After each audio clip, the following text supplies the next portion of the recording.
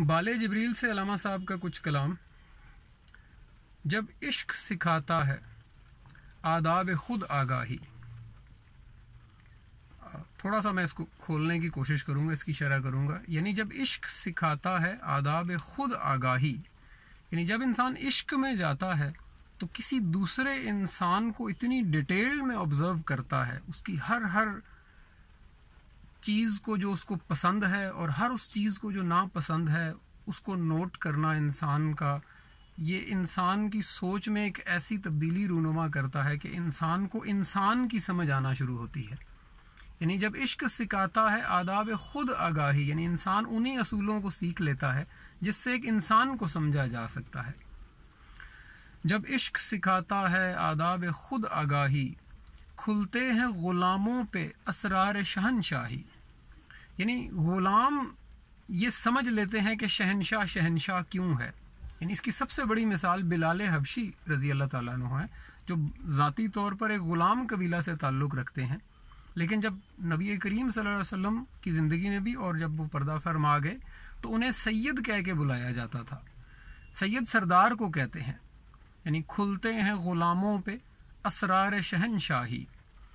और आगे लिखते हैं कि अत्तार हो रूमी हो राज़ी हो गज़ाली हो। अलामा साहब को पढ़ने के लिए जिन मौज़ूआत की समझ होना ज़रूरी है उसमें तारीख़ एक बहुत बड़ा मौजू है। यानी इस एक मिसरे में 4 हस्तियों का जिक्र उन्होंने कर दिया है। अत्तार हो रूमी हो राज़ी हो गज़ाली हो। अत्तार ख्वाजा फरीदुद्दीन अत्तार, रूमी जलालुद्दीन रूमी, राज़ी अल्लामा फ़खरुद्दीन राज़ी और गज़ाली इमाम गज़ाली। यानी इन 4 का जिक्र कर रहे हैं जो डिफरेंट अदवार में डिफरेंट फील्ड में अपना काम बदरजा उतम कर चुके हैं।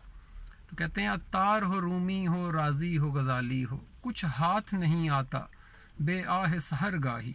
वो जो सहरी के टाइम उठ के तफक्कुर करना और अल्लाह ताला से गुफ्तगू करना है, उसको अपना हाल सुनाना है और उसके हुजूर गिरिया करना है, उसके बगैर ये 4 हस्तियाँ ये 4 ना बन पाती। अत्तार हो रूमी हो राज़ी हो गज़ाली, कुछ हाथ नहीं आता बे आह सहर गाही। और ए तायर लाहूती उस रिज़्क़ से मौत अच्छी, जिस रिज़्क़ से आती हो परवाज़ में कोताही। इसको तो मुझे एक्सप्लेन करने की ज़रूरत नहीं है, हमारे यहाँ बहुत मशहूर है। आगे चलते हैं।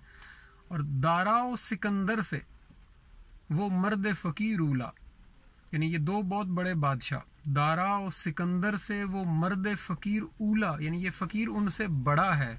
किस वजह से? हो जिसकी फ़कीरी में बुए असदुल्लाही। असदुल्लाह हज़रत अली करमल्ला वजह का लक़ब है। यानी अगर उसकी बू भी आ गई है किसी की फ़कीरी में, यानी उसके तर्ज़ ज़िंदगी और तर्ज़ सोच में अगर अक्स भी नज़र आ जाए हज़रत अली करमल्ला वजह की ज़िंदगी का, तो वो इन बादशाहों से भी बड़ा है। दारा और सिकंदर से वो मर्द फ़कीर उला, हो जिसकी फ़कीरी में बुए असदुल्लाही। और एंड में इन लोगों की क्वालिटी लिखते हैं, आखिरी शेर है कि आईन जवां मर्दा हक गोई ओ बेबाकी। 2 बेसिक असूल बताए हैं ऐसे लोगों के। हक गोई हमेशा सच बोलते हैं और बेबाकी डरते नहीं हैं, ना सच बोलने से ना सच पर अमल करने से। आईने जवां मर्दा हक गोई ओ बेबाकी, अल्लाह के शेरों को आती नहीं रोबाही। यानी इन्हें गोल मोल करना या झूठ बोलना आता ही नहीं है, ये हक गोई और बेबाकी करते हैं। अल्लाह ताला हमें समझने की और अमल करने की तौफीक दे।